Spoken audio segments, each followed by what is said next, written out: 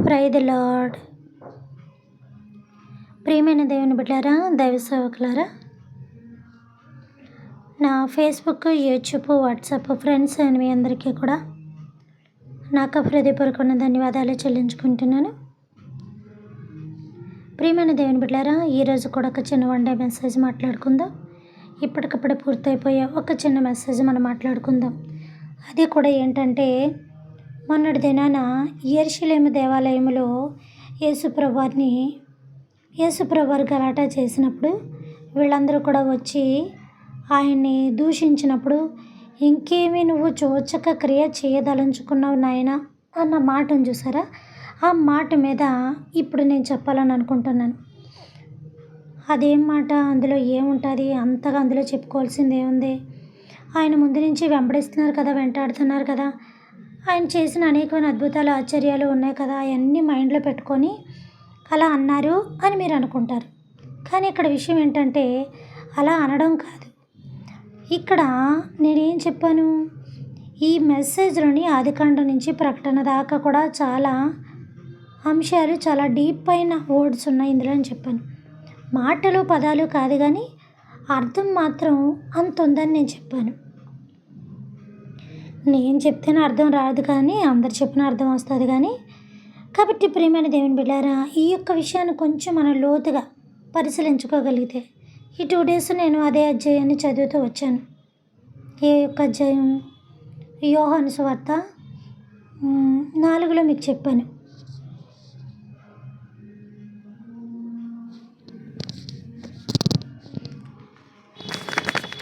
చెప్పిన తర్వాత అలా 6వ అధ్యాయానికి వస్తే కనుక అక్కడ ఒక విషయం దీనికి సంబంధించి బయటపడింది. అంటే అది మీకు బాగా తెలుసు, నాకు ఇంకా బాగా తెలుసు. ఎందుకంటే మీరు అప్పుడప్పుడు వినుంటారు. ఎందుకంటే నేను సండే స్కూల్లో విన్న కాడి నుంచి, సండే స్కూల్ చెప్పిన కాడి నుంచి, పెద్దగా చర్చికి వెళ్ళిన కాడి నుంచి, పెద్దవాళ్ళు చెప్పిన దాని కాడి నుంచి, ఇప్పుడు అందరికీ చిన్నపిల్లలు కదా కంఠోపదంగా చెప్పేసిన చాలా చిన్న వాక్యము, చిన్న పదం అనుకుంటాం. వాక్యం పెద్దదైనప్పటికీ భావం చాలా చిన్నదే కదా అని అనుకుంటాం. సరే, ఎందుకు వాళ్ళు అక్కడ ఆ యొక్క విషయాన్ని ప్రస్తావించారంటే, ఏ విషయాన్ని? బాబు, ఇంకెక్కడ ఏం అద్భుతాలు చేయాలని, ఏం ఆశ్చర్యాలు చేయాలని, వీళ్ళందరినీ నీ వైపు ఇంకా గారడి విద్యలు చేయాలని లాగేసుకుంటున్నాను నాయన, ఇప్పటికి పెట్టిన పెంట సరిపోదా మాకు అన్నట్టుగా అక్కడ యేసుప్రభువారి మీద నేరారోపణ చేస్తున్నారు. ఎందుకంటే అప్పటికే జనం అంతా ఆయన వైపు తిరిగిపోయారు.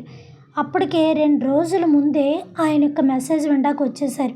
ఆయన కోసం పడిదాపులు కాసుకుంటూ పడుతున్నారు. ఎందుకు అని అంటే కనుక, ఆయన మెసేజ్ ఇస్తారు అని ఒక్క టార్గెట్ అయితే, వాళ్ళు అక్కడ ఒక అద్భుతమైన పనికి, ఒక ఆశ్చర్యమైన పనికి, ఒక శ్రేష్టమైన పనికి వచ్చారు. ఆ అద్భుతం, ఆ ఆశ్చర్యం, ఆ శ్రేష్టత ఏంటి అని అంటే గనక, యెరూషలేములో యేసుప్రభువారు ఎక్కడైతే ఇవన్నీ తోసేశారో, వ్యాపారం, ఇది నా తండ్రి యొక్క ఇల్లే కానీ వ్యాపార స్థలం కాదు, మీరు వేరొక చోట మీ యొక్క వ్యాపారాన్ని కొనసాగించుకోండి అని చెప్పారు. వాళ్ళు కూడా ఇవన్నీ కూడా పాడు చేశాడు, దెబ్బతీశారని వాళ్ళ కోపంగా ఉన్నారు. విషయం ఏంటంటే, 2 రోజుల ముందుగానే ఈ యొక్క యెరూషలేము దేవాలయం దగ్గర పండగ జరుగుతుంది. ఆ పండుగ ఏంటంటే పస్కా పండుగ. యాక్చువల్గా బైబిల్లో మనకున్న పండుగ అనే పదము రాయబడింది అని అంటే ఒకే రెండు చోట్ల, కానీ అది ఒక చోట ఒక పదమే, కానీ 2 చోట్ల వర్ణించబడింది. అదేంటంటే గనక పస్కా పండుగ అంటే రొట్టెల పండుగ. పస్కా అంటే రొట్టెల పండుగ అని అర్థం.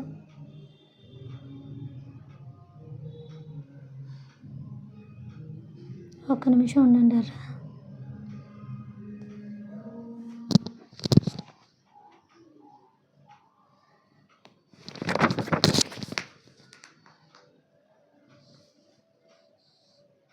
పస్కా పండుగ అనమాట. అదేంటంటే,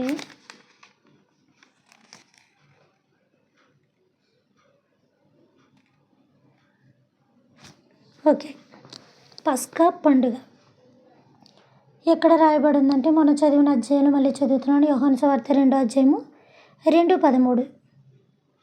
యోహాను సువార్త 2వ అధ్యాయం 13 వచనం.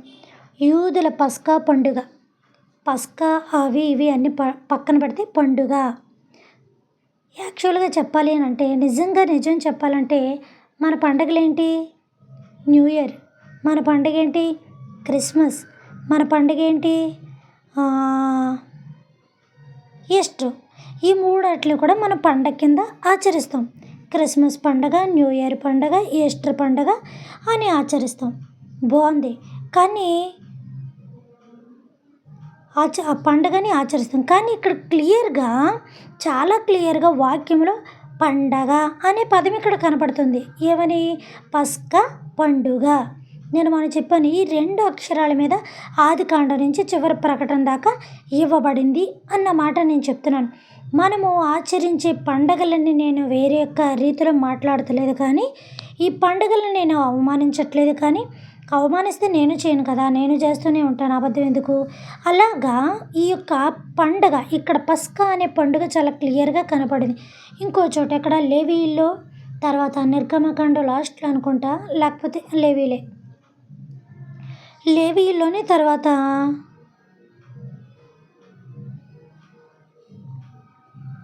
అపోస్తుల కార్యాలు అనుకుంటా. ఎప్పుడు చదువుతూ ఉంటాం కదా, కొంచెం మర్చిపోతూ ఉంటాను. అపోస్తుల కార్యాలు కూడా పండుగను ఉంటుంది. పులియని రొట్టెల పండుగ, పులియని రొట్టెల పండుగ అంటే రొట్టెల పండుగే. అందులో పులుపు ఉందా, ఉండకూడదా? ఉంటే ఎంతవరకు ఉండాలి, ఉండకూడదు. ఉంటే తినాలా, తినకూడదు. ఇలాగ దాని యొక్క సారాంశం ఇవ్వబడింది. అంటే తప్ప పులి అని కాదు ఇక్కడ అర్థం. రొట్టెలు, ఆ రొట్టెలు ఇప్పుడు మనం వంట ప్రిపేర్ చేసుకున్నాం, ఇప్పుడు తిందామని ప్రిపేర్ చేసుకున్నాం. దాన్ని రేపు మార్నింగ్ తర్వాత, లేకపోతే రేపు ఆఫ్టర్నూన్ తర్వాత తిన్నాం అనుకోండి, ఎలా ఉంటుంది? ఇప్పుడు ఫ్రిడ్జ్లో వస్తున్నాయి కాబట్టి ఒక 2 డేస్ అట్టి ఒక మంత్ ఉంటుందేమో. బాగా దాన్ని ఇది పెట్టేసి డీప్ ఫ్రిడ్జ్లో పెడతాయి, కనుక డీప్లో పెడతాయి. కానీ యాక్చువల్గా అసలు అలా తినకూడదు. ఫ్రిడ్జ్ ఐటమ్ ఏదైనా సరే ఒక 2 డేస్, అంతకు మించి ఎక్కువ యూజ్ చేసామంటే హెల్త్ అంతా పాడైపోతుంది. ఫ్రెష్గా వండుకున్నామా, ఫ్రెష్గా చేసామంటే మనం కూడా చాలా ఫ్రెష్గా ఉంటాం. అది తినేది ఎంత అయినప్పటికీ, కొంచెం అయినప్పటికీ కూడా ఆరోగ్యం, హెల్త్ ఈజ్ వెల్త్ అన్నట్టుగా ఆరోగ్యమే మహాభాగ్యం. నీకు ఎంత భాగ్యం ఉన్నా దాన్ని కాపాడుకోవడానికి ఆ భాగ్యం అనే ఆ సంపద మళ్ళీ నీ ఒంటికి ఎట్టుకోవాలి. సంపద పెట్టుకున్నా నీకు ఆరోగ్యం రానప్పుడు అది వేస్టే కదా. సాధ్యమైనంత వరకు బయటికి వెళ్ళిన తర్వాత ఎలా తిరిగి వస్తామనేది దేవుని చిత్తం. ఇంట్లో కూడా దేవుని చిత్తం ఉండాలి, కాదని నేను అనట్లేదు. అలాగని మరీ మనం విచ్చలవిడితనంగా ఆరోగ్యాన్ని పాడు చేసుకోకూడదు. ఏది తినాలి, ఎంతవరకు తినాలి, దాన్ని ఎంతవరకు నిల్వ ఉంచుకొని తినాలి, ఎంతవరకు మన జీవితాన్ని విషయంలో కొనసాగుతూ ఉండాలి, అది ఎంతవరకు మనకి హాని చేస్తుంది, ఏ జబ్బులు వస్తాయి, ఏ అనారోగ్యం, ప్రతి దాంట్లోనే ఆలోచించుకోవాలి. అది ఓన్లీ ఫర్ తిండి మాత్రమే కాదు, భోజన విషయమే కాదు, మన జీవిత విషయంలో కూడా ఎక్కువ ఆలోచించుకోవాలి. జీవిత విషయంలో కూడా ఎక్కువగా ఆలోచించుకొని చాలా భద్రత కన్నా అతి భద్రత తీసుకొని ఉండాలి. భోజనంలో ఎక్కువ వస్తున్నాయో లేదో తెలియట్లేదు, కానీ ఈ రోజుల్లో బయటికి వెళ్తుంటే ఎక్కడ ఏ జబ్బులు అంటుకుంటున్నాయో కూడా తెలియట్లేదు, ఏ ఇన్ఫెక్షన్స్ అంటుకుంటున్నాయో తెలియలేదు. జ్వరం అంటుకున్నంత స్పీడ్గా ఏది కూడా రాదేమో, అంత స్పీడ్గా ఆ జ్వరం ఒకటి, జలుబులు ఒకటి, ఇవన్నీ మనం చూసి వచ్చేసినాయే, చూస్తున్నాం. కాబట్టి అందులో పెద్ద జబ్బులు అవ్వచ్చు, చిన్న జబ్బులు అవ్వచ్చు. కాబట్టి ఆరోగ్యాన్ని ఎంత జాగ్రత్తగా, ఎంత పవిత్రంగా, ఎంత శ్రేష్టంగా కాపాడుకుంటే అంత నువ్వు లైఫ్ అంతా కూడా లీడ్ చేయగలవు. అంతే తప్ప దేవుడు ఆరోగ్యం ఇచ్చాడు, ఇప్పుడు బాగానే ఉన్నాను కదా అని అనుకుంటే రేపొద్దున బాగోని రోజు వస్తుంది. ఇప్పుడు ఉంది కదా అనుకుంటే రేపొద్దున లేని రోజు వస్తుంది. ఇప్పుడు సంతోషంగా ఉన్నాను కదా అనుకుంటే రేపు దుఃఖ దినములు రావచ్చు, చెప్పలేము. అందుకే దేవుడు ఎప్పుడు ముందు కీడు ఎంచండి, అశుభాన్ని ఎంచండి, తర్వాత మంచిని ఎంచుకోండి అని దేవుడు చెప్పాడు. సరే, ఈ విషయాన్ని అలా పెడితే కనుక ఇక్కడ ఏమనుంది? చాలా క్లియర్గా నాకు ఈ పదాలు బాగా ఇష్టం. ఎందుకో తెలుసా? పండుగ అనే పదము నాకు ఇక్కడే కనబడుతుంది. ఒకటి పస్కా, 2 రొట్టెల పండుగ. బైబిల్ అంతట్లో పండుగలు అంటే 2 కనపడ్డాయి నాకు. అలా క్లియర్గా కనపడాలి. అప్పుడు దాన్ని మనం ఏదైనా వాక్యంలో ఇక్కడదక్కడ అక్కడెక్కడదా పెట్టడం కాదు, కానీ అది అంత క్లియర్గా మనకు కనపడాలన్నమాట. అప్పుడు అది మనకి దేవుడు రాశాడు కదా అని ఒక సంతృప్తి కలిగి దాన్ని మనం ఆచరించాలా వద్దా అన్న డౌట్ ఉండదు. మనసు పూర్తిగా మనం ఆచరిస్తాం. మనం చేయాల్సిందే దేవుడి పని కదా, ఇక చేయకుండా ఎలా పక్కన పెడతాం? మనకు కావాల్సింది చేసి, మనకు అక్కర్లేనిది వదిలేసి, మనకు కావాల్సినవి తీసుకొని మనకు అక్కర్లేని పక్కన పెట్టి, దేవుడు చెప్తున్నప్పటికీ కూడా మన యొక్క తృప్తికి, మన ఆచారాలయానికి, మన సిద్ధాంతాలకి దేవుడు చెప్తున్నా కూడా పక్కన పెట్టి మన ఆచారాలు ఎక్కువగా పాటిస్తూ ఉంటాం. మన ఆచారాలు దేవుని ఆచారాలు కూడా కలిపేసి దేవుని ఆచారాలు ఇలా కూడా ఉండడం మంచిది కదా అని ఏదేదో చేసేస్తూ ఉంటాం. అనుభవం ఒకటి, ఆచారం ఒకటి, శ్రేష్టత ఒకటి, ఏవో అన్ని గలిబిలి గందరగోళం కింద ఉంది బైబిల్ కూడా నాకు.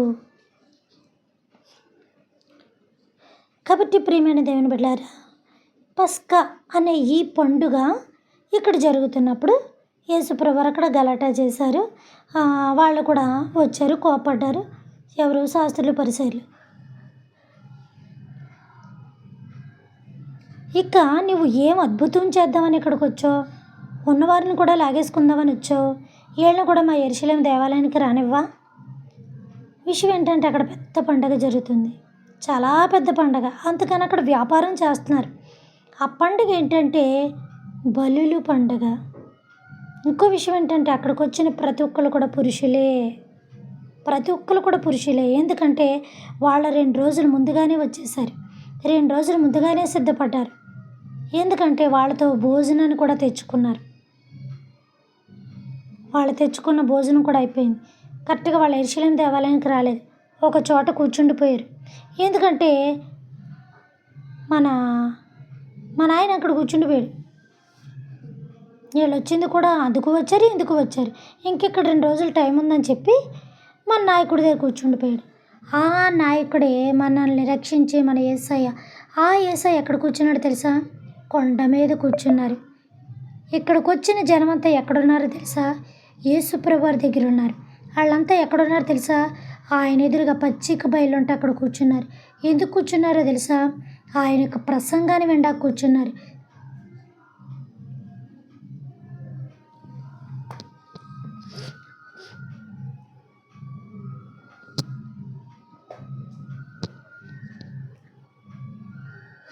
ఈ పాటికి మీకు అర్థమైపోయి ఉంటుంది ప్రియమైన దేవుని బిడ్డలారా. అది ఏంటి అంటే గనక యేసుప్రభువారు కొండ మీద బోధిస్తున్న ప్రసంగం. ఆ ప్రసంగం నమూనా ఏంటి అంటే 10 ఆజ్ఞల యొక్క సారాంశాన్ని విప్పి దాని యొక్క అద్భుతాన్ని అక్కడ చెప్తున్నారు ఆయన. 5 ధన్యతలు ఉన్నాయి కదా. నీతి నిమిత్తమే హింసింపబడిన వారు ధన్యులని. ఈ మాటలన్నీ కూడా నేను ఆ ప్రసంగాన్ని వర్ణించట్లేదు, ఈ మాట చెప్తున్నాను. మళ్ళీ అలాగే వెళ్ళిపోతాను నేను. ట్రాక్ తప్పేయాలంటే ఫస్ట్ నేనే. కాబట్టి ప్రియమైన దేవుని బిడ్డలారా, అక్కడ ఏం చేస్తున్నారంటే బోధ చేస్తున్నారు. ఈ యొక్క 10 ఆజ్ఞల యొక్క సారాంశాన్ని అక్కడ చెప్తున్నారు. విషయం ఏంటో ధన్యతలు అని అంటారు. ధన్యతలు అంటే అర్థం ఏంటో తెలుసా? 10 ఆజ్ఞలు, ఇక్కడ నిర్గమకాండంలో ఉన్న 10 ఆజ్ఞలని దాని యొక్క సారాంశాన్ని విప్పి చెప్తున్నారు. ఆ విప్పి చెప్పిన సారాంశమే అది మనకి ధన్యత. ఇలా మీరు చేస్తే ధన్యులుగా ఉంటారు, ఇలా మీరు చేస్తే శ్రేష్ఠులుగా ఉంటారు, ఇలా మీరు ఆచరిస్తే భద్రత కలిగి ఉంటారు, ఇలా మీకు ఆచరిస్తే మొత్తం ఇవన్నీ కలిగి ఆచరిస్తే మీరు దీవెన కలిగి ఉంటారు అనే యొక్క 10 ఆజ్ఞల యొక్క వివరాన్ని కొండ మీద ప్రసంగంలో ఆయన బోధిస్తున్నారు. ఇది అందరికీ తెలుసు, ప్రతి ఒక్క దైవజనుడు మీకు చెప్పిందే. మీరు వింటూ ఉంటారు, మీ దైవజనులు చెప్తూ ఉంటారు. ఇది మీ అందరికీ తెలిసింది, కొత్తగా చెప్పక్కర్లేదు. కానీ విషయం ఏంటంటే వీళ్ళు అక్కడికి వచ్చి కూర్చున్నది ఎందుకో తెలుసా? పస్కా పండుగకి వచ్చారు వాళ్ళు. వాళ్ళ పస్కా పండుగకి 2 రోజుల ముందుగానే భోజనాన్ని సిద్ధపరచుకొని వాళ్ళు అక్కడికి వచ్చి కూర్చున్నారు. ఎందుకంటే ఇంకా అక్కడికి వెళ్ళడానికి కొంచెం టైం ఉందని. ఎందుకు మీరు అసలు ఏం చెప్తున్నారు? అక్కడ అద్భుతం అన్నారు, మళ్ళీ ఆయన గొడవ మొదలెట్టారు. మొన్న అయిపోయింది అన్నారు, మళ్ళీ ఇప్పుడు వచ్చాక కొండ మీద ప్రసంగం అంటున్నారు, మళ్ళీ వాళ్ళు భోజనం తెచ్చుకున్నారు. అంటే ఇక్కడే ఉంది లింక్ అంతా. అదేంటంటే ప్రియమైన దేవుని బిడ్డలారా, వీళ్ళు యేసుప్రభువారి గారు కొండ మీద చేస్తున్న ప్రసంగాన్ని వింటూ కూర్చున్నారు, కూర్చొని వింటున్నారు. ఇంటూ కూర్చోలేదు. అక్కడంతా పచ్చికంటే గడ్డి, పచ్చని గడ్డికి మించిన శ్రేష్టతైన పరుపు ఏదీ లేదు. కాబట్టి అక్కడ కూర్చొని ఆయన యొక్క నీతి బోధలు వింటున్నారు. చక్కగా ఒకళ్ళొచ్చారా, ఇద్దరొచ్చారా, ఎంతమంది వచ్చారు మీకు తెలుసు కదా. 5,000 మంది క్రౌడ్ అక్కడ ఉన్నారు. అందరూ ఆయన వైపు తిరిగిపోయారు. ఆయన బోధకు అందరూ నిమగ్నమైపోయారు. ఏ మైకులు లేవు, ఏమీ లేవంటే ఇక్కడి నుంచి 5,000 మంది జనాంగం కూర్చోవాలంటే ఆ సరౌండింగ్ అంతా ఎంత ఉంటుంది అంటారు ఆ ప్లేసు. ఇక్కడ నుంచి ఇక్కడ మన బెడ్రూమ్లో చెప్తే హాల్లో కనపడదు, హాల్లో అంటే బెడ్రూమ్లో కనపడదు. అలాంటిది అక్కడ మైకులు లేవు, ఏమి లేవు. మరి ఆయన వాయిస్ ఎంతగా ఇచ్చి ఉంటారంటారు ఆ మెసేజ్కి. ఆ యొక్క 10 అంశాలు, ఆ యొక్క 5 అంశాలు, ఆ యొక్క నీతి కార్యాలన్నీ కూడా వివరించడానికి, చేయడానికి, పెట్టడానికి కూడా ఎంత ఎక్కువ వాయిస్ ఆయన ఇచ్చి ఉంటారంటారు అసలు. అంటే ఫర్ ఎగ్జాంపుల్ మనం తీసుకుందాం, ఒక ఉదాహరణ తీసుకుందాం అనుకునే కన్నా తీసుకోవాలి ఖచ్చితంగా. ఎందుకంటే అక్కడ జరుగుతున్న క్రియలు ఎక్కడొద్దు, మన విషయాలు మనం ఆలోచించుకుంటే అక్కడే మనం అంచనా వేసేయగలుగుతాం. మనం ఇంట్లో ఎవరైనా కానీ ఏమైనా చెప్పినప్పుడు నా సరే వినిపించలేదు అంటారు. కొంచెం దూరానికి వినిపిస్తే తప్ప మరి ఎక్కువ లాంగ్ దూరానికి వినిపించదు కదా. అలాగ ఆయన అక్కడ ఉన్నప్పుడు ఒక్కరు కాదు, ఇద్దరు కాదు, తెలుసు కదా, 5,000 మంది కూర్చున్నారు అక్కడ. ఇప్పుడు అర్థమైపోయింది కదా మీకు. అక్కడ భోజనం ఎందుకు తెచ్చుకున్నారంటే పస్కా పండుగ కోసం అక్కడ అందరూ కూడా భోజనాన్ని తెచ్చుకున్నారు. ఆ భోజనమే 5 రొట్టెలు 2 చిన్న చేపలు. రొట్టెలు పాడవు కాబట్టి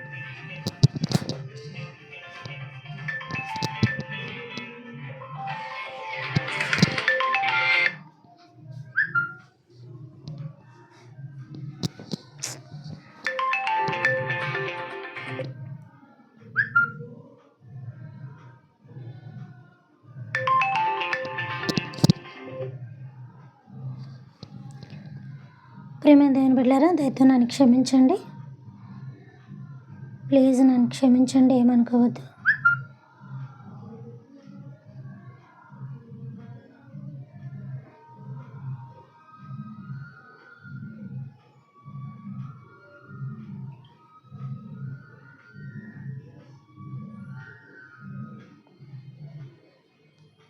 దయతో ఈ విషయంలో నన్ను కొంచెం క్షమించండి. ఒకవేళ ఏమన్నా మీకు డిస్టర్బెన్స్ ఉంటే మీకన్నా ముందు నేను డిస్టర్బ్ అయిపోతాను. ఇలాంటి ఏమైనా శబ్దాలు వస్తే యాక్చువల్గా నా కాలింగ్ బెల్ కూడా కట్టేస్తాను స్విచ్.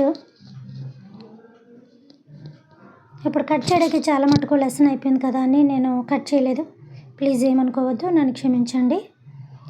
అలానే ప్రియమైన దేవుని బిడ్డలారా, మళ్ళీ నాకు మైండ్ రాదు, చాలా తీసుకొని సబ్జెక్ట్ కూర్చుంటాను నేను. ఆ యొక్క పండుగ భోజనానికి అక్కడ వాళ్ళు కాదు, ఈ యొక్క 5,000 మంది జనాంగం అక్కడ కూర్చొని దేవుని యొక్క బోధ వింటున్నారు. కాబట్టి వీళ్ళ భోజనము తెచ్చుకొని సిద్ధపడి ఉన్నారు. ఆ భోజనం ఏంటంటే 5 రొట్టెలు 2 చిన్న చేపలు. ఎందుకంటే రొట్టె అనేది పాడవదు కాబట్టి ఆ చేపలు కూడా వండిన చేపలు కాదు, కాల్చిన చేపలు, అవి కూడా పాడవు. ఫ్రై అనేది గమ్ముని ఏది కూడా అంత గమ్ముని డస్ట్ పట్టదు, అది పాడవదు అనమాట. అలాగా ప్రియమైన దేవుని బిడ్డలారా, ఈ యొక్క రీతిలో చూసుకుంటే అక్కడ వాళ్ళందరూ వచ్చింది అన్న జనాభా ఎంతో తెలుసా? 5,000 మంది. ఎందుకు వచ్చారో తెలుసా? పస్కా పండుగకు ఆచరించడానికి వచ్చారు. ఎవరు వచ్చారో తెలుసా? వచ్చిన వాళ్ళందరూ కూడా పురుషులే. కాబట్టి వీళ్ళ భోజనం తెచ్చుకున్నారు. అప్పుడు అక్కడ ఆయన బోధ కూర్చొని ఏం చేస్తున్నారంటే అంతా వింటూ ఉన్నారు. అప్పటికి వాళ్ళు తెచ్చుకున్న భోజనం అంతా కూడా అయిపోయింది. ఈయన బోధ 1 రోజు 2 రోజులు చేశారా? ఏకంగా 3 రోజులు చేశారు ఈయన బోధ. నా మాటలు జీవపు ఓటలు. ఆ ఓట, ఆ యొక్క లాలాజలం ఏమైపోయిందంటే ఆయన అక్కడ వాళ్ళకి ఆకలి వేయకుండా ఉంది. సరే, ఇదంతా మనకు తెలిసిన విషయం. మీద దైవజనులు చెప్పింది చిన్నప్పటి నుంచి మనం విన్నాం, బాగానే ఉంది. ఇది ఇలా జరిగిన టైంకి ఈయన ఎవరు యేసయ్య ఏమన్నాడంటే పిలిప్పుతోటి, ఇదిగో బాబు ఇక్కడ ఇంతమంది వచ్చారు కదా, చాలా రోజులు అయిపోయింది, అది 3 days అయిపోయింది కదా, మరి వీళ్ళకి ఆకలి వేస్తుంది కదా, భోజనం పెట్టాలి కదా, ఏం పెడదాం అని అన్నాడు. ఇక నిజంగా చూడండి మతిపోయి, ఇంతకు విషయం ఏంటంటే ఆయన పరిశీలించడానికి అన్నాడు ఆ మాట. అసలు ఏం మాట్లాడుతున్నావు యేసయ్యా, ఏం మాట్లాడుతున్నావు యేసు నువ్వు అసలు? నాకేం అర్థం కావట్లేదు. ఇంతమంది జనాంగానికి భోజనం 200 యావలు అంటే నాణెములు భోజనమైన వీళ్ళకి సరిపోదు. పోనీ అందరూ కొంచెంగా పంచుకున్నా సరిపోదు. ఎక్కడి నుంచి తెస్తారు, ఎలా పెడతారు, ఎవరు పంచుతారు, అసలు ఏంటి జనాభానికి ఇప్పుడు భోజనం అంటే ఏం అని ఒక రకంగా మతిపోయి కూర్చున్నాడు. ఈలోగా అతను మారు పేరు గల సీమోను, పేతురని సీమోను ఏమన్నాడంటే, అయ్యా నేను చూశాను, ఇక్కడ ఒక బాలుడు ఉన్నాడు, ఆ బాలుడి దగ్గర 5 రొట్టెలు 2 చిన్న చేపలు ఉన్నాయి. చిన్నప్పుడు తెగ చదివేసి తెగ అప్పచెప్పేసి తర్వాత నేను సండే స్కూల్ చెప్పినప్పుడు అత్తమాట ఇదే చెప్పేదాన్ని. ఎందుకో అదొక ఇష్టం, చేపలు రొట్టెలు అలా అలా సరదాగా ఉండేది అది. కానీ ఇందులో ఎంత ఆంతర్యమో ఎంత మర్మం ఇక్కడ దాచబడిందో తెలుసు అసలు. అక్కడ 10 ఆజ్ఞల యొక్క సారాంశాన్ని దేవుడు అక్కడ చెప్తున్నారు. అందరికీ తెలుసు, అది అందరూ చెప్తూ ఉంటారు. తెలియలేదంటే కొత్తగా వింటున్నామని అంటే కనుక వాక్యంలో చాలా శూన్యులని అర్థం. కొత్తగా వింతగా ఆలోచిస్తున్నా వింటున్నాం అంటే వాక్యంలో చాలా జ్ఞానుల్లో నీకు తెలిసిందే జ్ఞానం అని చెప్పేసి దాన్ని ఏదో ఈరోజు టైప్లో చెప్పేస్తే దాని వెనకాతల తెలిసిన వాళ్ళకి చాలా చిరాకు ఉంటుంది. సరే ప్రియమైన దేవుని బిడ్డలారా, ఆ యొక్క విషయాన్ని పక్కన పెట్టుకుంటే కనుక మనం చాలా ఉన్నాయి వివరించుకోవాల్సినవి, తెలుసుకోవాల్సినవి. నీకు తెలిసింది నాకు తెలిసిందే జ్ఞానం అని అనుకోకూడదని ఎన్నోసార్లు చెప్పాను, చాలాసార్లు చెప్తున్నాను ఈ విషయాన్ని. సముద్రం దగ్గరికి వెళ్ళి ఒక బిందె నీళ్ళు పట్టి తీసి పక్కన పెట్టినంత మాత్రాన సముద్రం తరిగిపోయిందని అనుకోకూడదు. నీకున్న చిన్నపాటి జ్ఞానం దగ్గర ఇంతకు మించిన జ్ఞానం లేదు, ఇదే నా జ్ఞానం అని బైబిల్ని ఎప్పుడూ అనకూడదు, అంచనా వేయకూడదు. దేవుడు ఎప్పుడు ఎక్కడ ఎవరితో ఎలాంటి మాటలు మాట్లాడతాడో దాన్ని వినడానికి చూడాలి. అసలు బైబిల్ యొక్క లోతులో ఉన్న సారం ఏంటో తెలుసుకోవాలి. నీకు ఒక ఉన్నతమైన జ్ఞానం ఉండొచ్చు, తప్పులేదు, కానీ ఇదే జ్ఞానం అనుకోవద్దు. నాకు ఇచ్చిందే జ్ఞానం అనుకోవద్దు. ఇప్పుడు నాకు ఇచ్చిందే జ్ఞానం, నేనే జ్ఞానం అనుకుంటేలాగా ఇంకా ఎదటి వాళ్ళు ఎంత జ్ఞానం ఉందో ఎవరేం చెప్తారు, ఇంకా పండితులు ఎక్కడ దాచబడి ఉన్నారు. నాకు అలాంటి వాళ్ళు చాలా ఇష్టం, అలాంటి వాళ్ళు పెద్దవాళ్ళ దగ్గర ఎక్కువ ఉంటాను నేను.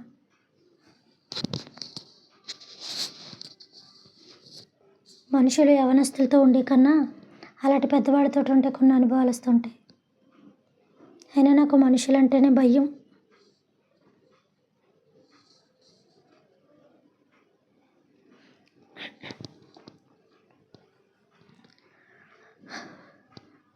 కాబట్టి ప్రియమైన దేవుని బిడ్డలారా,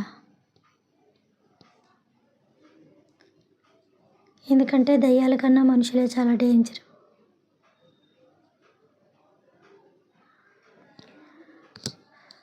అక్కడ పస్కా పండుగ జరుగుతుందనమాట.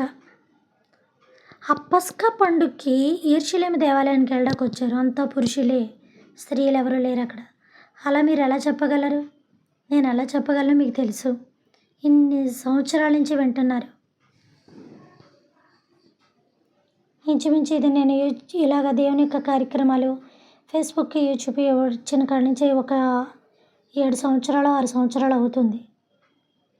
కాబట్టి ప్రియమైన దేవుని బిడ్డలారా, అప్పటి నుంచి మీరు వింటున్నారు, ఎప్పుడూ నాది బయట మాట ఉండదని, పొలిటీషియన్కి సంబంధించి ఉండదని, లేకపోతే ఇతర దేవుళ్ళకి సంబంధించి ఉండదని, ఏ వ్యక్తిని తీసుకునే విధానం ఉండదని మీకు బాగా తెలిసిన మెసేజ్లు వింటున్నారు. ఈరోజు 2-3 వినొచ్చు, అది మళ్ళీ ఒక వారం చూసేటప్పటికి ఒక 1000 దాకా దాటతం చేయడం చాలు. ఆ తృప్తి నాకు చాలు. అంతమందికి దేవుని వాక్యాన్ని నేను పంచగలుగుతున్నానన్న సంతృప్తి నాకు ఎంతగా ఉంటుందో తెలుసా. అందుకే ప్రార్థన చేయమంటున్నాను. కాబట్టి ప్రియమైన దేవుని బిడ్డలారా, వాళ్ళు అక్కడికి వచ్చింది పస్కా పండుగ ఆచరించడానికి వచ్చారు. పస్కా పండుగ ఆచరించడానికి వచ్చారు. అప్పుడు ఈ భోజనం సరిపోయినప్పుడు ఆ చిన్నవాడి దగ్గరికి వెళ్ళి పట్టేమని రమ్మన్నప్పుడు ఇవన్నీ తెలుసు కాబట్టి టకటక వెళ్ళిపోతున్నాను.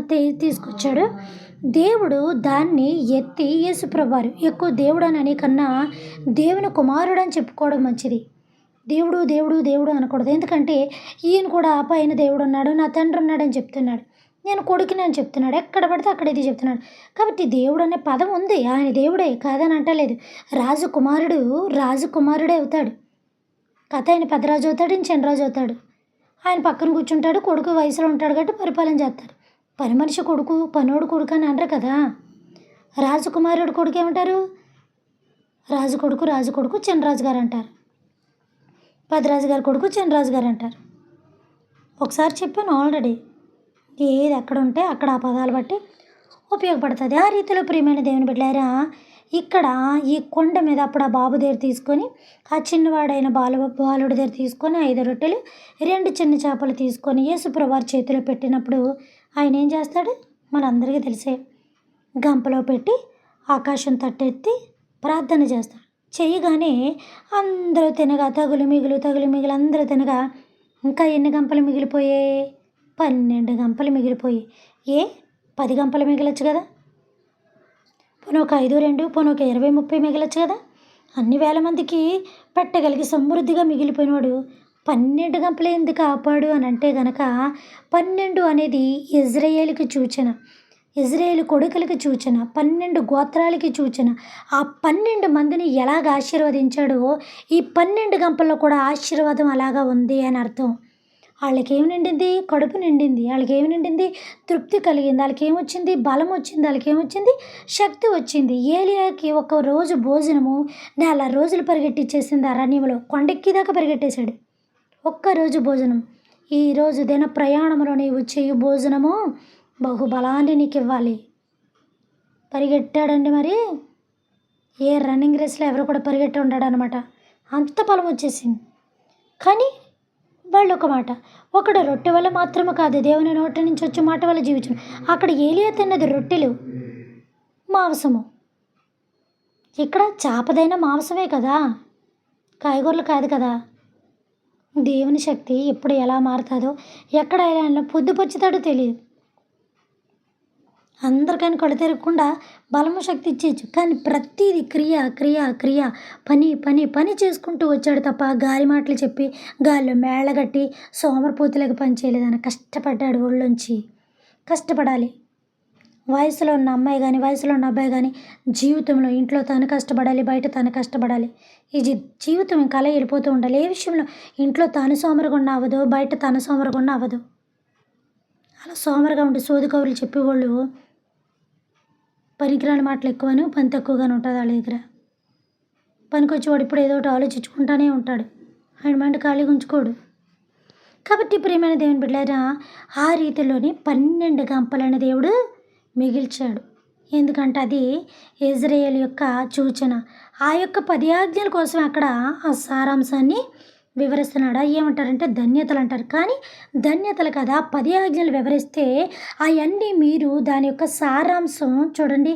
ప్రశ్న ఇచ్చిన తర్వాత జవాబు వస్తుంది. జవాబు అవన్నీ రాసిన తర్వాత పేపర్లోని ఈ ఎగ్జామ్కి ప్రిపేర్ అయ్యి రాసిన తర్వాత అసలు ఈ టెక్స్ట్ బుక్లో ఉన్న పాఠం అంతా చదివారు కదా, ఈ పాఠంలో ఉన్న అర్థం ఏంటి చెప్పండి, సారాంశం ఏంటి చెప్పండి అని లాస్ట్లో ఎత్తాడు 2 మాటలు. ఇలాగుంది, ఎదుటి వాళ్ళు కొట్టినా చంపినా అది మనకే హానికరం. దానికి ఏమంటారు, వాళ్ళ మీద గొడవకి వెళ్ళకూడదు, వీళ్ళ మీద గొడవకి వెళ్ళకూడదు. ఇదంతా ఉపద్ఘాతం అంతా ఇస్తాడు టెక్స్ట్లో.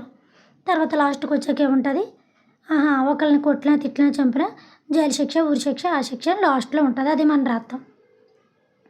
అలాగా ఇక్కడ జరిగిందనమాట. 12 గంపలు ఆశీర్వదింపబడ్డాయి. నేను నిన్ను ఆశీర్వదిస్తాను ఎలాగా, ఇసుక రేణువుల వలె.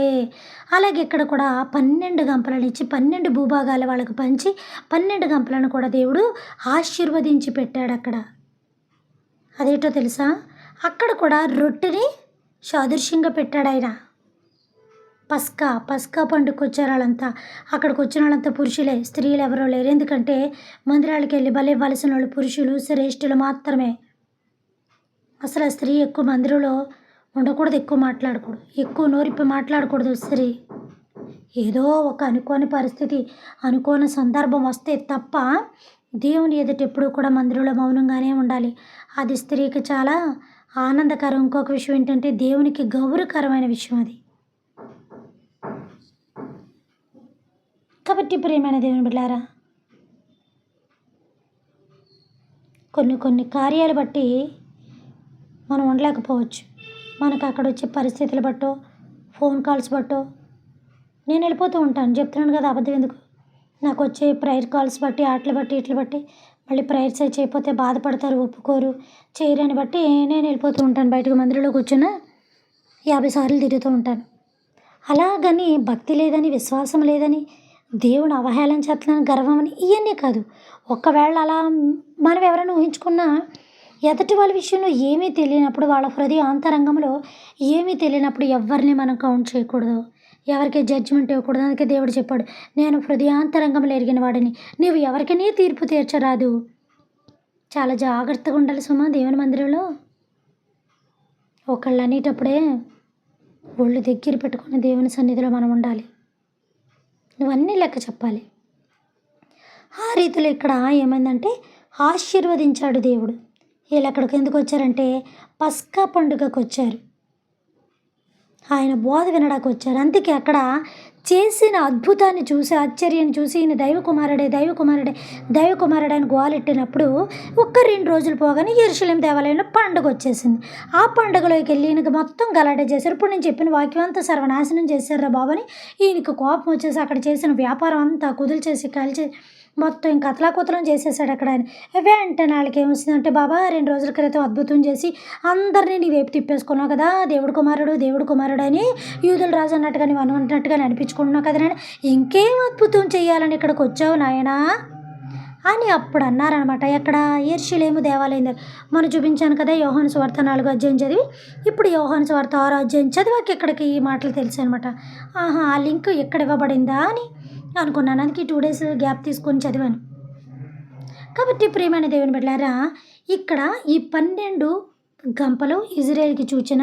ఈ యొక్క కొండ మీద చెప్తున్న ప్రసంగం యొక్క సారాంశం, 10 ఆజ్ఞల యొక్క సారాంశం సూచన. తర్వాత యెరూషలేము దేవాలయంలో నువ్వు ఏం అద్భుతం చేయాలని వచ్చినప్పుడు 5 రొట్టెలను 2 చిన్న చేపలను 5,000 మందికి పంచేయగా ఇంకా 12 గంపలు మిగిలిన అద్భుతం మహా అద్భుతం చేశాడు అక్కడ ఆయన. వెంటనే దేవుని కుమారుడేట్రా బాబు, ఆయన ఎక్కడ ఉన్నాడు, ఈయన భూమి మీద ఉన్నాడు, దేవుడు కుమారుడు భూమి మీద రాడు, ఇక ఇవన్నీ వచ్చేసారికి ఇంకేం అద్భుతం చేసి లాగేసుకుందామని వచ్చావు నాయన, మా ప్రజలనే ఇంక ఈ వ్యాపారం కూడా జరగనివ్వా, ఇక యెరూషలేం దేవాలయానికి ఎవరిని మందిరానికి రానివ్వా, నువ్వు వేరుగా పక్క మందిరం లేకుండానే అన్ని చోట్లకి వెళ్ళి బోధ చేసి మొత్తం చాప కింద నీరులాగా ప్రబలించేస్తున్నావు. చాప కింద నీరులాగా ప్రబలించాడు కాదు, ప్రబలించేశాడు ఆయన, ప్రబలించేశాడు. దీనికి సంబంధించిన ఒక అంశం నేను రేపిస్తాను, ఈ యొక్క అధ్యాయాన్ని చదివి రేపిస్తాను. చెప్పాలంటే సరే ప్రియమైన దేవుని బిడ్డలారా, ఇలాగ స్టార్ట్ చేశాను కదా, చదివేస్తాను. 5,000 మందికి ఆయన పంచిన యొక్క ఆహారం. యోహాను సువార్త 6వ అధ్యాయము 1-14 వరకు చూడండి. అటు తర్వాత యేసు తిబెర్నియా సముద్రమునకు అనగా గలిలయ సముద్రము దాటి అద్దరికి వెళ్ళాను.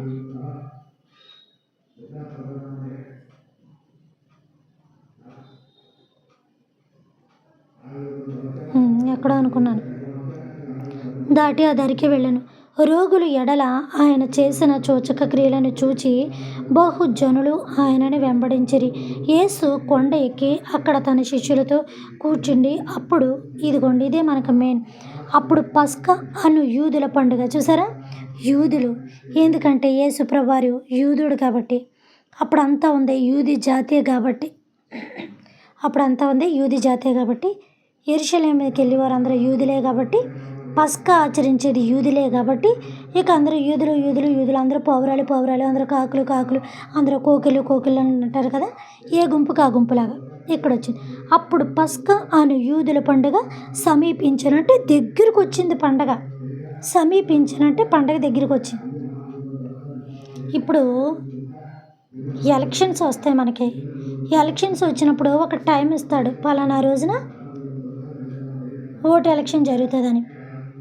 ఆ రోజు మార్నింగ్ బయలుదేరుతామా మనం?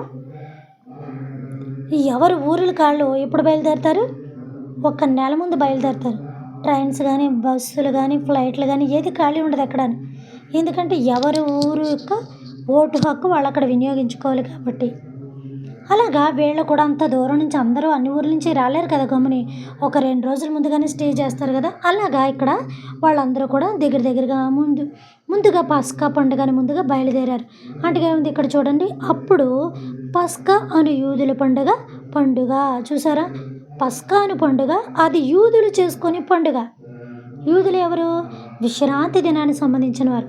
అది కూడా ఈ యొక్క బిట్లోని రేపు చెప్తాను. ఇప్పుడు ఒకటి గుర్తొచ్చింది, అది రేపు చెప్తాను, ఇప్పుడు చెప్పను. పండుగ చూసారా, యూదుల పండుగ పస్కా పండుగ సమీపించను కాబట్టి యేసు కనులెత్తి బహుజనులను తన ఎదుట ఉంచుట చూచి వీరు భుజించుటకు అక్కడ నుండి రొట్టెలు కొని తెప్పించమని పిలుపుని అడిగాను. కానీ కానీ ఏమి చెప్పనేయుండెనో చూసారంటే పరీక్షిస్తున్నాడు. తాను ఏమి చెప్పనేయుండెనో ఎరిగి ఉండి అతనిని పరీక్షించుటకు అలాగొడిగెను. అందుకు ఫిలిప్పు, వీరిలో ప్రతివాడును కొంచెము కొంచెము పుచ్చుకొనుటకైనను 200 దెనారములు రొట్టెలు చాలవని ఆయనతో చెప్పెను. అంటే చాలా ఎక్కువ డబ్బులెట్టు కొన్నా ఆ రొట్టెలు సరిపోవు, ఆ డబ్బులు సరిపోవు అని అర్థమేమో. అర్థం అదే, ఏమోలన్నా తెలియదు ఈ అర్థం. 200 దెనారముల రొట్టెల చాలవని ఆయనతో చెప్పెను. ఆయన శిష్యులలో ఒకడు, అనగా సీమోను పేతురు సహోదరుడైన ఆంద్రేయు, ఇక్కడ ఉన్న ఒక చిన్నవాని యొద్ద 5 యావల రొట్టెలు 2 చిన్న చేపలను ఉన్నవి, కానీ ఇంతమందికి ఇవి ఎంత మాత్రమని ఆయనతో అనగా, యేసు జనులను కూర్చోబెట్టడని చెప్పాను. ఆ చోటు చాలా పచ్చికగా ఉండెను గనుక లెక్కకు ఇంచుమించు 5,000 మంది పురుషులు. చూసారా ఎంత ప్రత్యేకంగా చెప్పాడు అంటే స్త్రీలు లేరని అర్థం, పసిపిల్లలు కూడా లేరని అర్థం. మొన్న చదివినప్పుడు, నేను సంఖ్యాకాండలో చదివినప్పుడు చాలా క్లియర్గా ఇచ్చాను. నేను 20 20 20 20 20 అని చదివాను. 20 నుంచి 40 దాకా చాలా శ్రేష్టత కలిగిన వాడు మనిషి. ఇది చెయ్యలేని వయసు, అది వంగిపోయే వయసు, ఇది నిలబడగలిగిన వయసు. యవ్వన కాలమున నా కాడి ఎత్తుకొనుడని ఉంది కదా, అదే అనమాట. అలాగా కాబట్టి ఏమనుందంటే పురుషులే. ఏది అక్కడ చదివాను, లెక్కకు ఇంచుమించు 5,000 మంది పురుషులు. ఇంత గట్టిగా పురుషులు అని ఇచ్చారంటే లేరు అని అనుకుంటున్నాను. ఆయన ఇంకోసారి మళ్ళీ దాన్ని చదువుతాను నేను. పురుషులు కూర్చుండిరి. యేసు ఆ రొట్టెలు పట్టుకొని కృతజ్ఞతాస్తుతులు చెల్లించి కూర్చున్న వారికి పంచెను. అంటే మనం కొన్ని సినిమాలు చూసాం కదా, ఆ సినిమాలు బట్టి, చూసిన పిక్చర్లు బట్టి స్త్రీలు కూడా ఉన్నారని మనం అనేసుకుంటున్నామేమో. అలా అనుకోకూడదు సుమా. వడ్డించెను. అలాగున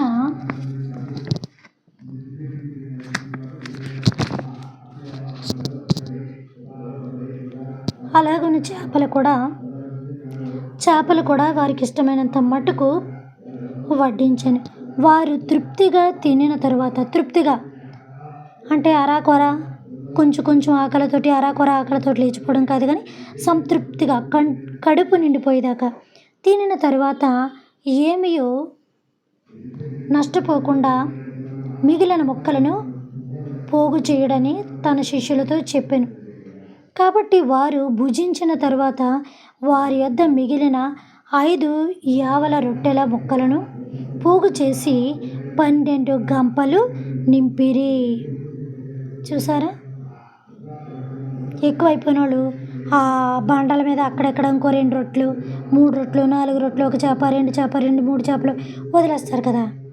ఇప్పుడు మనం పెళ్లి భోజనాలకు వెళ్ళిన తర్వాత కొంచెం ఒకసారి తినేసాక కొంచెం ఏంటన్నా అనుకో, వాళ్ళు ఇంకొంచెం ఎక్కువ వేస్తారనుకో, అది మనకు పట్టదు. ఎక్కడ పట్టిద్దాం, అమ్మో పట్టించలేము. అందులో మనకి ఎంత కావాలో ఆ బిట్టు మాత్రమే కొంచెం 2 గుప్పెట్లు తీసుకొని, 1 గుప్పెడు తీసుకొని తిని మిగతాది ఏం చేస్తాం. అది ఎంత కాస్ట్లీ బిర్యానీ అయినప్పటికీ, ఎంత దమ్ పీసులతో ఉన్నప్పటికీ మనం ఏం చేస్తాం, ఇక మనకి ఎక్కదో, ఈ కారం పుట్టేస్తుంది, పక్కన పెట్టేస్తాం. అలాగే వీళ్ళు కూడా తిన్న తర్వాత ఆ రొట్టెలు, ఆ చేపలు అక్కడక్కడ పెట్టేశారు. మళ్ళీ ఆ రొట్టెలు గంపలోకి అన్ని ఎత్తగా 12 గంపలు మిగిలిపోయాయంట. 12 గంపలు నింపిరి. ఆ మనుషులు యేసు చేసిన సూచక్రియలను చూసి, ఇదిగో చూసారా, ఆ మనుషులు యేసు చేసిన సూచక్రియను చూసి నిజముగా ఈయన లోకరక్షకుడే, నిజముగా ఈయన లోకమునకు రాబోవు ఒక ప్రవక్త అని ఈయనే అని చెప్పుకొని, ఈయనే దేవుని కుమారుడు అని చెప్పుకొని, ఈయనే రక్షకుడు అని చెప్పి, ఇక నోటుకొచ్చిన మాట, ఈయన దేవుని కుమారుడు ఎలా తేలా జరుగుతుంది, ఈయన రక్షకుడు ఎలా తేలా జరుగుతుంది, ఈయన నీతి సూర్యుడు ఎలా తేలా జరుగుతుంది, ఈయన అద్భుతంగా ఆయన దగ్గర నుంచి వచ్చినవాడు ఎలా తేలా జరుగుతుంది, ఇలాగా మనిషి తృప్తి పడ్డ తర్వాత, ఆశ్చర్యాన్ని చూసిన తర్వాత, ఇక ఆయన పొగడడానికి ఏమీ లేక పొగడతకు సంబంధించిన మాటలు ఏమేమి వస్తాయి అన్నీ కూడా వర్ణించేస్తున్నారు అక్కడ.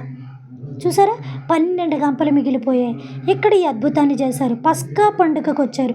ఎప్పుడు వచ్చారు, 2 దినాల ముందుగానే అక్కడ కూడుకున్నారు, సమీపించారు. ఈయనకి బాగా తెలుసు. ఎవరికి? జాలరికి తెలియదండి చేపలు ఎక్కడుంటాయో అక్కడికి వెళ్ళి వలయ్యాలని. వడ్లేసేస్తాడా? ఒడ్డున ఏ జాలర్లన్నా వల వేయడం మనం చూసామా ఎప్పుడన్నా? ఎప్పుడన్నా మనం చూసామా వల వేయడం? సరే షిప్ యార్డ్లో ఉన్న వాళ్ళన్నా మరి మార్కెట్లోకి ఫిషింగ్ చేస్తారు కాబట్టి బోల్డ్ పడతా ఉంటారు కాబట్టి వాళ్ళు ఎప్పుడన్నా కానీ కొంచెం ఎదురుగా మనకు కనిపించేలా చేస్తారా షిప్ యార్డ్లో ఉన్నవాళ్ళు? అదే గవర్నమెంట్కి సంబంధించిన వాళ్ళు చాలా సముద్రాల లోతుకెళ్ళి చాలా వల ఎంతో దూరం నుంచి ఇసిరి నడి సముద్రంలో పట్టుకుంటారు. అంటే ఏంటి? ఈ చేపల గుంపు అక్కడ తిరుగుతుందని తెలుసు. మనోడు ఎలాంటోరు మన యేసయ్య ఎప్పుడు ఎక్కడ ఎలా దొరుకుతారా అని కనిపెట్టేవాడు. 2 రోజుల ముందు పస్కా పండుగ ఉంది కదా ఎరుషలేము దగ్గర, వీళ్ళందరూ బయలుదేరతారు కాబట్టి ఏం చేయాలి? నేను ఇప్పుడు ముందు బయలుదేరిపోవాలి అని ముందు బయలుదేరిపోయారు. అంటే యాకోబు బావి దగ్గర వ్యభిచారిని పట్టుకున్నట్టుగా అలా చెప్తేనే అర్థమవుతుంది. అక్కడ మంచోళ్ళు చెప్తే వినరు, చెడ్డోళ్ళు చెప్తేనే వింటారు. ఆయనకి తెలీదా జనం ఎవరి ద్వారా వస్తారో? టాలెంట్ ఎవరికి ఉంది, ఎవరికి లేదు. అంటే సామర్థ్యం ఎవరికి ఉంది, ఎవరికి లేదు. సామర్థ్యం ఉన్న మనిషి సామర్థ్యం లేని మనిషి తెలిసిపోతాడు. చెప్తారా? ఒక్కడున్న టాలెంటెడ్ పర్సన్ రా, ఒక్కడున్న సింహంలు అంటాడు, ఒక్కడున్న ఏనుగులు అంటాడు. ఇప్పుడు ఏమీ లేదనుకో, రేపు పొద్దున వాళ్ళ వెనకతలో 100 మంది వస్తారు, వాళ్ళ నుంచి ఒక 1000 మంది వస్తారు.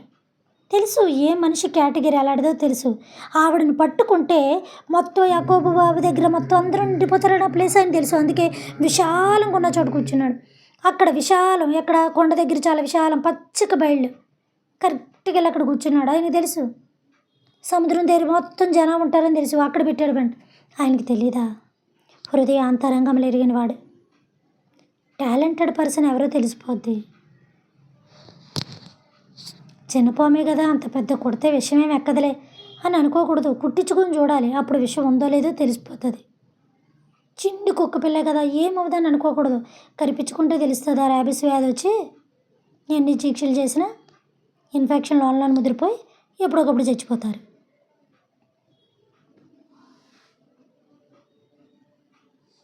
అలాగా కొన్ని వాటి దగ్గరికి మనుషుల జోలికి కూడా వెళ్ళకూడదు. ఎంత మంచితనంగా ఉంటారో వాళ్ళు అంత ప్రమాదకరంగా ఉంటారు. అవసరమైతే గనక పాము ఎప్పుడు మనకు కనపడదు.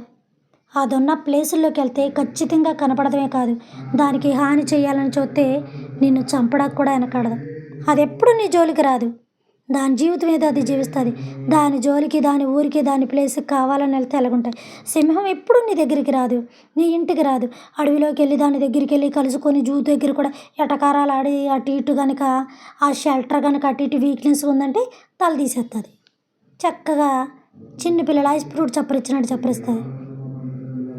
అది ఎప్పుడు మనకు హాని చేయదు, అది ఎప్పుడు మన జోలికి రాదు. కానీ హానికరమైంది ఎవరు అంటే మనిషే. అక్కడికి వెళ్ళేది మనమే, వాటిని చూసేది మనమే, వాటిని భయపెట్టేది మనమే, వాటితో ఆడుకునేది మనమే, వాటి ఎక్కడున్నాయా అని గిలికి తీసి పెట్టేది మనమే, రాళ్ళు రప్పలు ఇసిరేది మనమే. సరదా అనుకుంటారు, సరదా తీర్చేస్తాయి అవి. చాలా వాటి జీవితం అట్లా ప్రశాంతంగా జీవిస్తూ ఉంటాయి. ఆ ప్రశాంతమైన జీవితాన్ని చెడగొట్టి పదే వాళ్ళకి హానికరంగా వాటికి మనం ఉన్నామా ఒక్క ట్రిప్తో లేకపోతాయి అంతే, ఒక్క దెబ్బ వాటిది. అలాంటి ప్రమాదకరమైన మనుషుల దగ్గరికి వెళ్ళకూడదు, నెమ్మదిగా ఉన్న మనుషుల దగ్గరికి వెళ్ళకూడదు, మంచి వాళ్ళని అసలు టచ్ చేయకూడదు. జంతువులు కూడా మంచియే, ఎప్పుడు మన జోలికి రావు. మనం వాటి జోలికి అట్ల ప్లేస్కి వెళ్ళి అట్లా కదిపితేనే మనకి హాని జరుగుతుంది. అట్లా ప్లేస్కి వెళ్ళి మనకి హాని జరగదు. అట్లా దగ్గరికి వెళ్ళి వెటకారం ఆడితే మిరపకాయలు లేకుండా కారం ఎలా దంచుతారు బాబు, ఎటకారం కాదు నిజమైన కారం చూపిస్తానని నిజంగా మన బాడీలో ఉన్న బ్లడ్ అంతా రెడ్గా ఉన్నట్టుగా కారం, ఆ రెడ్నెస్ అంతా మనకు కనబడుతుంది అనమాట. ఒక్కసారిగా ఇంకా ఆ యొక్క వాతావరణాన్ని మనం ఊహించుకోలేం. ఎటకారం కాస్త నిజమైన కారం అయిపోతుంది. కాబట్టి ప్రియమైన దేవుని బిడ్డలారా, దేవునితో కూడా ఎంతవరకు మనం ప్రవర్తించాలో అంతవరకే ప్రవర్తించాలి. దేవుని విషయాల్లో కానీ, దేవుడు బిడ్డల విషయంలో కానీ, ఎదుటి వాళ్ళ విషయంలో కానీ వదిలే మాట చాలా జాగ్రత్తగా పెట్టుకొని మాట్లాడాలి. మనం అసలు మాట్లాడవలసిన అవసరం ఏముంది? నువ్వు ఎందుకు వెళ్తున్నావు దేవుని మందిరానికి? నీకేమన్నా గ్యాప్ దొరికిందంటే వ్యర్థమైన మాటలు వెనక బైబిల్ చదువుతూ కూర్చోండి. అత్తగారు ఊసులు, అమ్మ ఊసులు, భర్త ఊసులు, పిల్లల ఊసులు, అక్కడికి వచ్చిన చర్చి ఊసులు. చర్చ్ అంతా ఒక కమిటీ హాల్ కింద అయిపోయింది ప్రతి ఒక్కరికేనే. మందిరాల్లో చేస్తున్న పనులు ఇయ్యే. రాజకీయాలు ఎక్కువైపోతున్నాయి. వాళ్ళు అక్కడ ఉన్నవాళ్ళు ఏం పడితే నీకెందుకు? దేవుని మెసేజ్ అందంగా విన్నావా? దేవుని పాటలు అందంగా పాడుకున్నావా? దేవుని వాక్యం హృదయంలో అందంగా వాక్యాలు నువ్వు నింపుకున్నావా? ప్రార్థన చేసినప్పుడు మనస్ఫూర్తిగా నీ బాధలేయో చెప్పుకున్నావా? మౌనంగా వచ్చేసావా? అంతే. ఎవరు ఎలా పోతే నీకెందుకు? కాబట్టి ప్రియమైన దేవుని బిడ్డలారా, దీనికోసమే యేసు ప్రభువారిని వాళ్ళు అలాగన్నారు. ఇంకేం అద్భుతం చేస్తావయ్యా? ఇంకేం ఆశ్చర్యం చేస్తావు నాయనా? ఇంకేమి క్రియలు ఎలగబెడతావు నువ్వు ఇక్కడ? మాకు ఎట్టేస్తున్నావు కదా తల మీద పెద్ద రాయి అని. 2 రోజుల ముందే వీళ్ళు ఎక్కడికి వచ్చారంటే పస్కాని పండుగకు వచ్చారు. అది యూదుల పండుగ, అది రొట్టెల పండుగ. కాబట్టి యేసు ప్రభువారు ఆ యొక్క కొండ మీద చెప్పిన 5 ప్రసంగాలు ఏంటంటే 10 ఆజ్ఞలకు సంబంధించిన క్లారిటీ ఆయన పూర్తిగా అక్కడ ఇచ్చారు. అందుకే ఆ మాటకు ఏమొచ్చింది తెలుసు? అక్కడ ధన్యతలు.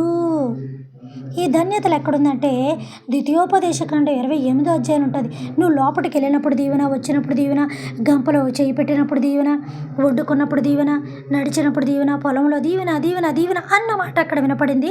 తర్వాత కొండ మీద మాత్రమే వినపడింది. ఈ వాక్యం విన్న మీ అందరినీ దేవుడు అధికంగా దీవించి ఆశీర్వదించి దీవెనలు మీకు దయచేయనుగాక. ఆమేన్. పరలోకమందున్న మా తండ్రి, మీ నామము పరిశుద్ధపరచబడునుగాక, మీ రాజ్యం వచ్చునుగాక, మీ చిత్తము పరలోకమందున నెరవేరినట్లు భూమి అందరూ నెరవేరునుగాక.